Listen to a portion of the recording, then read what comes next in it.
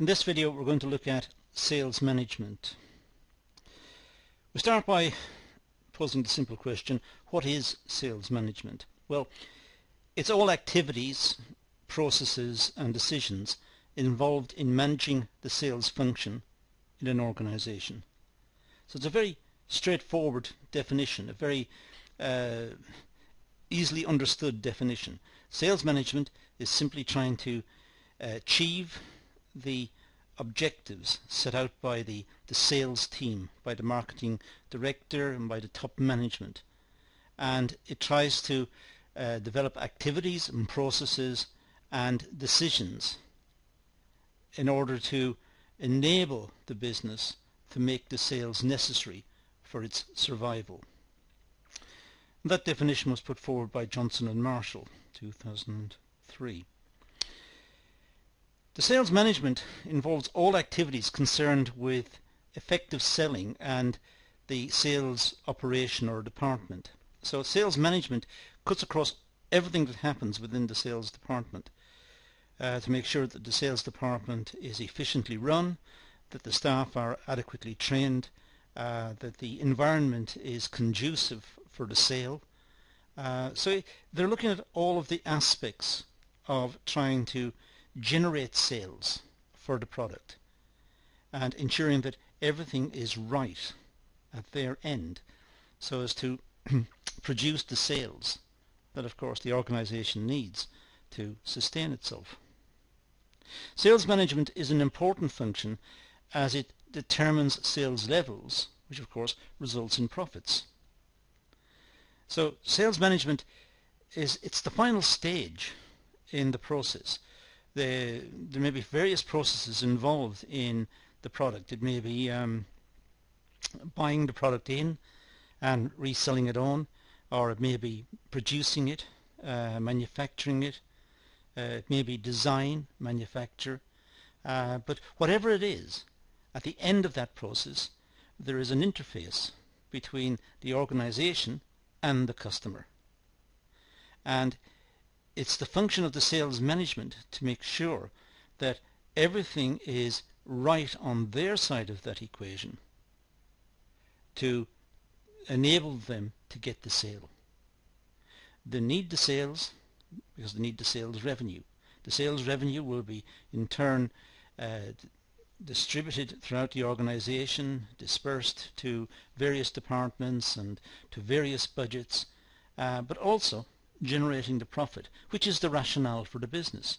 The business has not been established to provide a service solely. It has been established perhaps to generate a profit. So to meet all of those obligations, sales are required, and that's why the sales team and sales management is so important. Effective management of sales helps the organization achieve their sales goal. If the sales management team are weak or have flaws or don't conduct themselves in an efficient manner, then the organization will not generate the sales, which, as I said earlier, the sales are crucial for the viability of the business. The following are some functions of sales management. First of all, there's sales planning, how to generate sales, to have promotions and to try and get customers interested in the product. So sales planning, it's a very important issue to ensure that the organization and that the product is seen as desirable in the minds of the customers and placed in front of the customers at every opportunity. Then we have sales reporting. There must be good reporting back from the sales team in the field. The sales team are the interface with the customers, and whatever the customers are saying to them should be reported back, because that will help the organization to tweak the product in a way in which they will find future sales even easier. The sales staff recruitment and management also needs to be handled. Not just recruiting sales staff, but ensuring that sales staff are suitable, that they have got personality traits that make them suitable for the task in which they're engaged, and also that the management structure within the sales department are run efficiently and reliably, and that the organization is presenting a good image to the customer. And what we mean by good image could be vague, depends on different time periods and in different locations, but it could be that they are very friendly, or they're very modern, or they're very conservative, or depends on what the product is and where the business is located. But the sales staff must fit in with that. And the sales structure, how is the department organized? Where are the tills, and where are the outlets? And if it's a sales team within a company selling a product to customers, perhaps they're working from the company base. How are they structured then? Are they structured to go out to specific areas and get to know specific customers? Or how exactly do the sales team operate?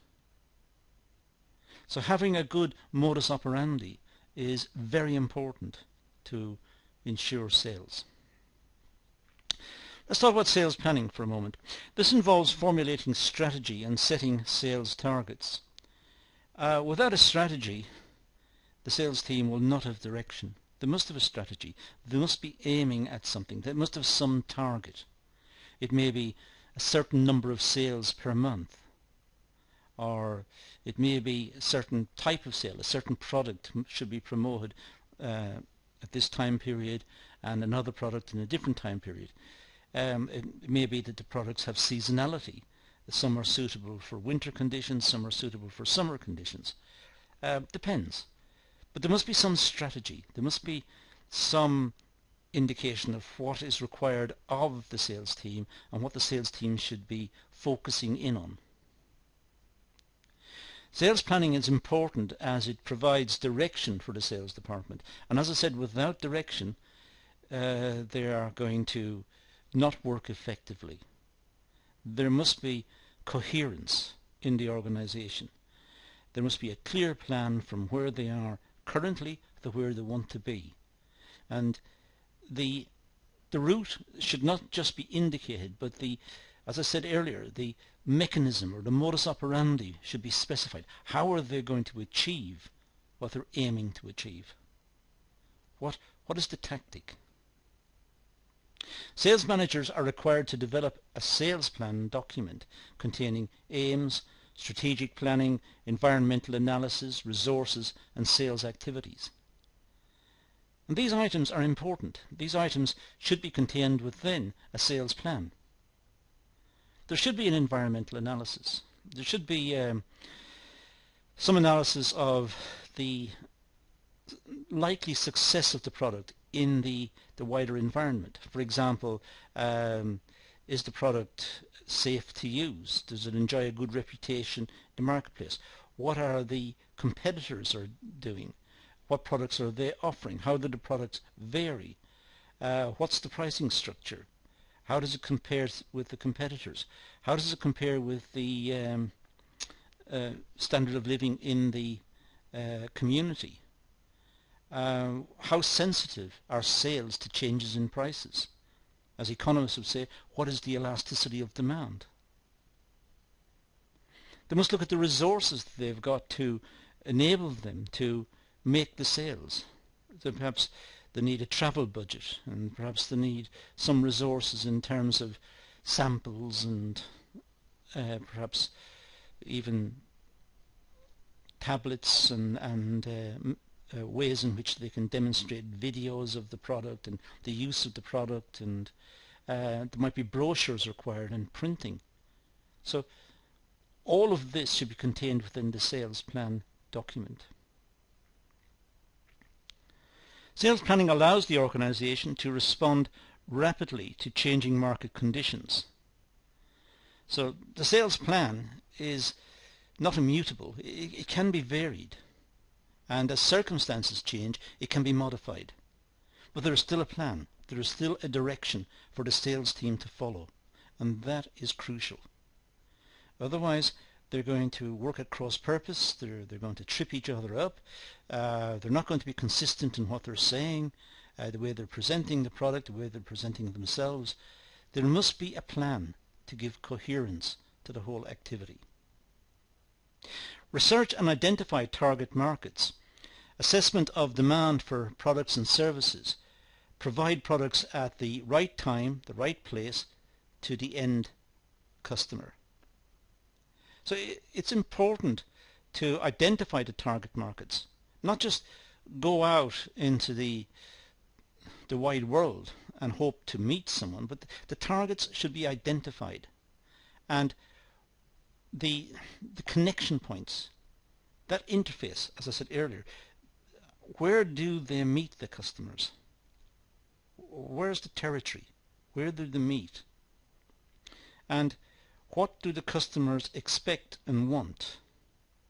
And what is the difference between the expectations of the customers on the one side and the expectation of the business on the other side? And how can that be bridged? So it's meeting the customers, providing the products at the right time, in the right place, and ensuring that there is satisfaction with the product so that there is the likelihood of future sales. Now, sales reporting, well, this concerns key performance indicators for the sales force. So in other words, there must be benchmarking. They must be able to gauge how well they're doing compared to, say, last month or last year. Or they may be able to compare their performance with those of their competitors.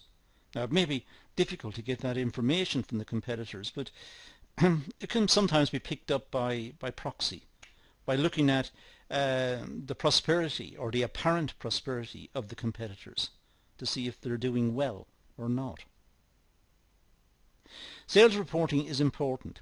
It ensures strategies are implemented and followed through efficiently. So sales reporting is important. Getting the information back so it can be analyzed, checked, recommendations brought forward, plans amended, so that they're becoming more and more efficient at working in the field and working with the customers.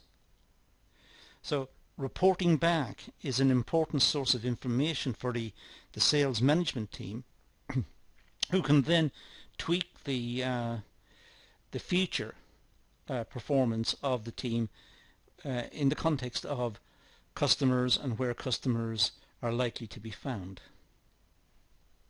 Reporting requires continuous monitoring, performance review, sales force management, and allows the organization to assess current and future potential. So it's continuous monitoring. It's not just waiting for the sales team to report back once a month or whatever. This should be continuous. There should be continuous updates from the team so that the sales management team are able to tweak what they're recommending and any changes.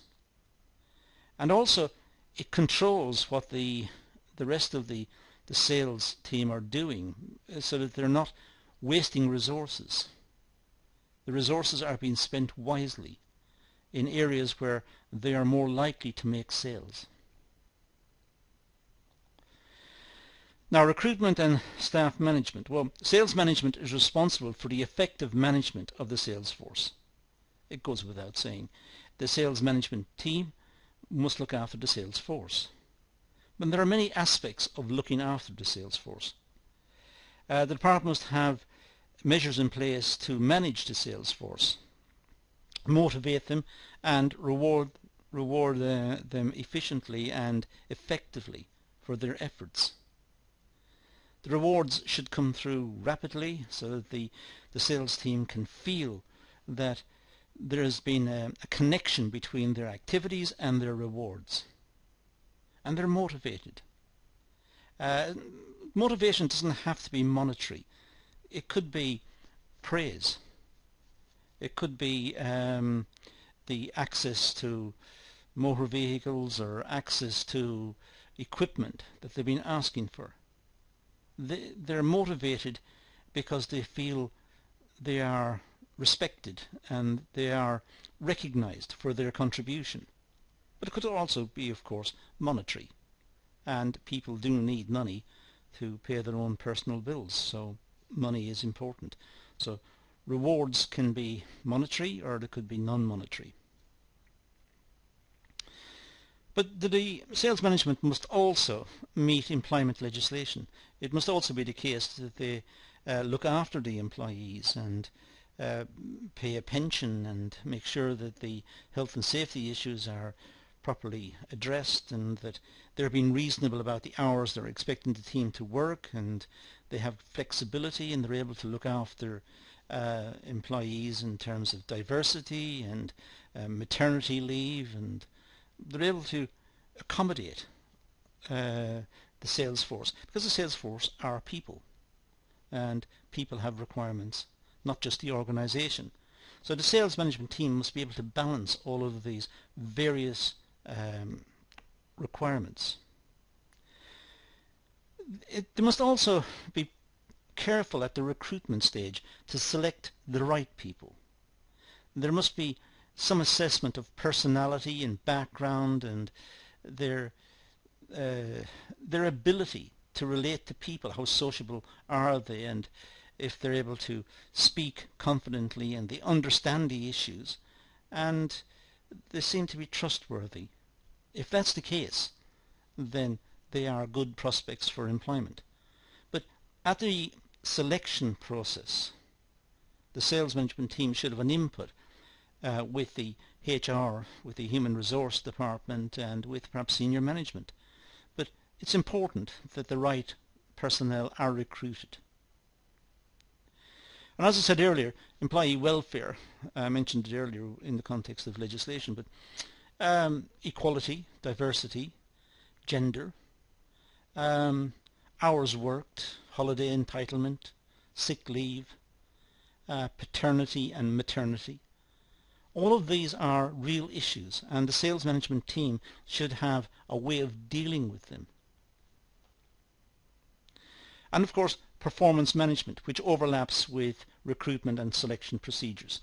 Performance management is looking at how well the team are operating and what can be done in terms of training to improve efficiency, and making sure that realistic targets are being set, not unrealistic ones which may frustrate the team because they can never achieve it. They're not being realistic. But realistic targets are set, and when they've been achieved, they should be recognized and perhaps rewarded.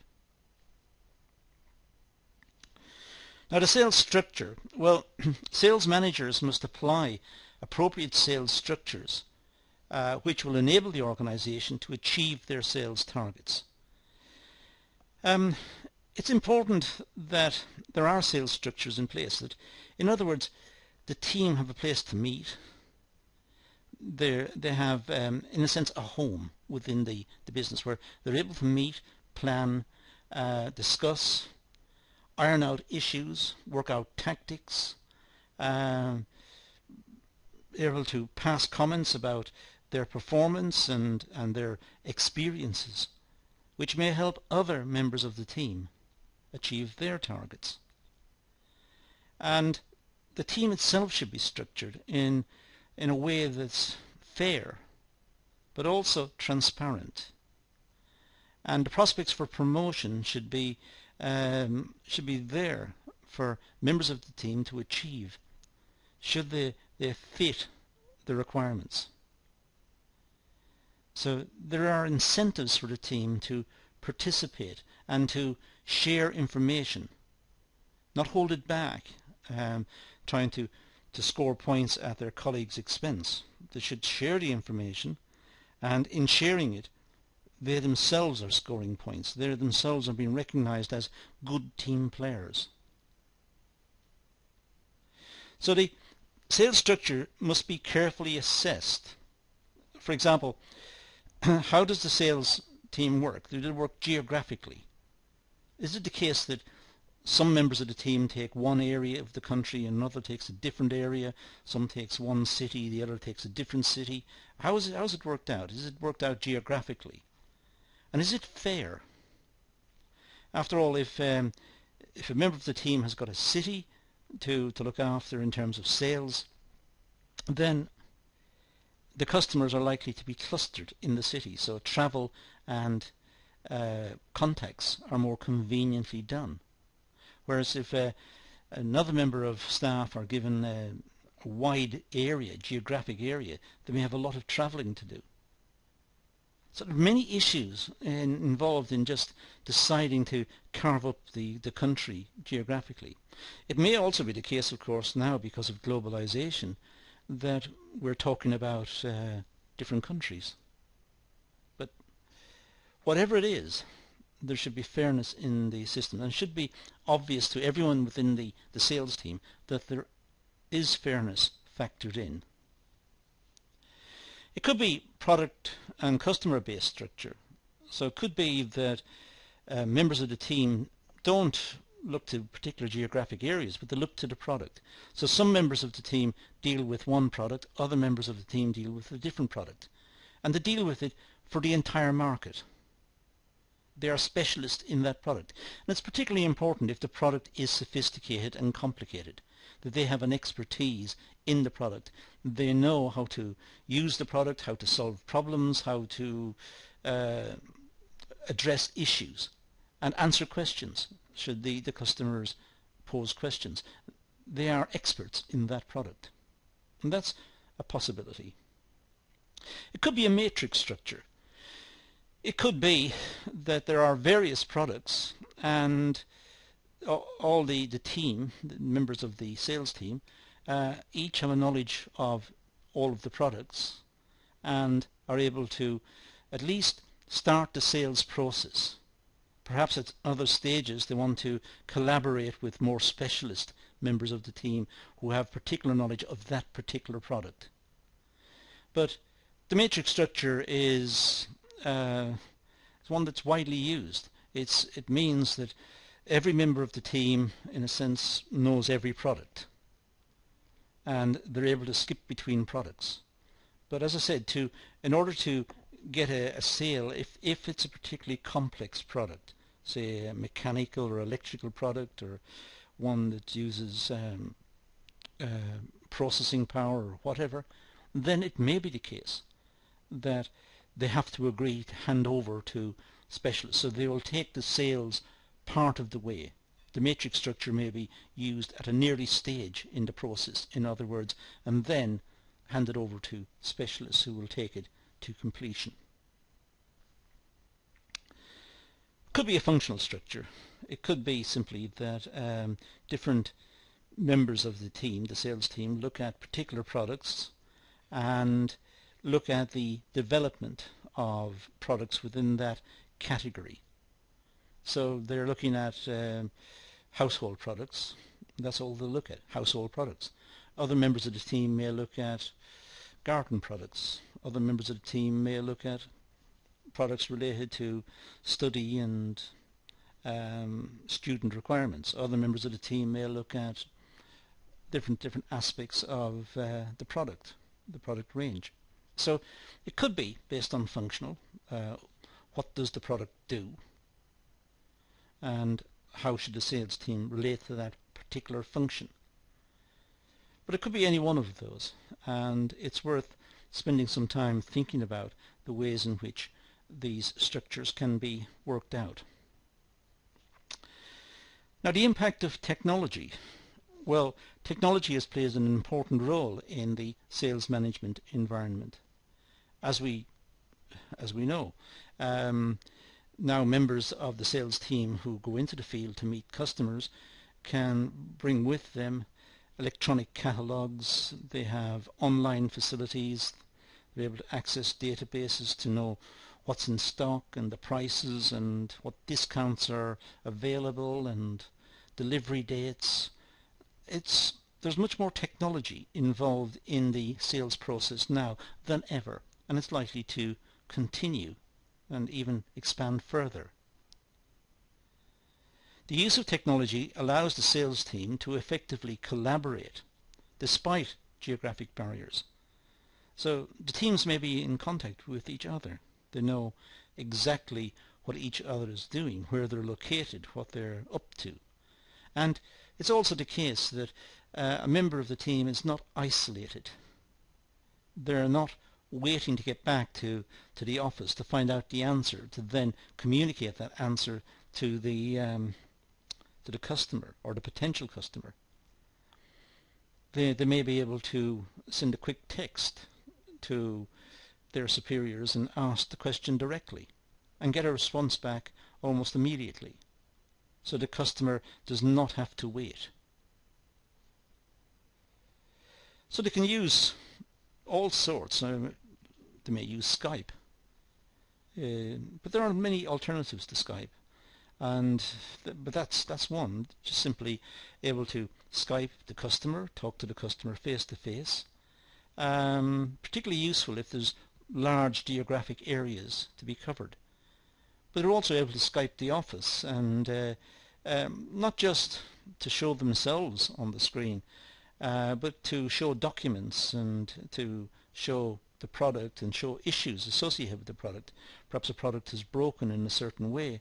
They're able to show it on the screen and ask for advice from the technical staff. So a useful piece of software. But there could be video conferencing, which is slightly different to Skype. Skype tends to be more one-to-one. Video conferencing is when the whole team, who are perhaps in different parts of the country or in different countries, are able to get together at one moment in time and able to talk to each other and see each other and discuss issues and discuss changes to plans or changes to products or prices or whatever it is.